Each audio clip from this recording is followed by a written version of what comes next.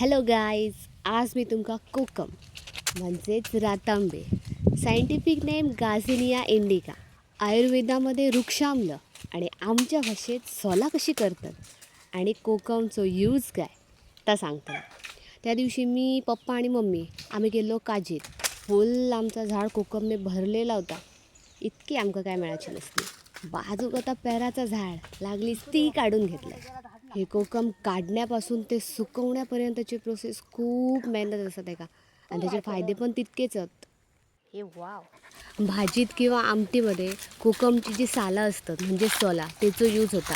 सोलकढी बनवतात जी आपल्या जेवणानंतर पचनशक्ती वाढवूक हेल्प करता. त्याच्यानंतर कोकमचे जे बिये असतात त्याच्यापासून कोकम बटर बनवतात जे अँटी एजिंगसाठी खूप फायदेशीर असतं. त्या दिवशी काजीत गेलो खरा फक्त कोकमसाठी, आवडायचो पण पेरू काढले, आंबे काढले, फणस काढले, वाटेत जांभळा मिळी मका ती खाल्ली मी. सगळे natural fruits, no chemicals. Wow. आमका वाटलं आता कोकम इतके नाही मिळाचे, सो आम्ही 2च छोटी छोटी टब घेऊन गेलेलो. तर पप्पानी इतकी झाडावरची काढली.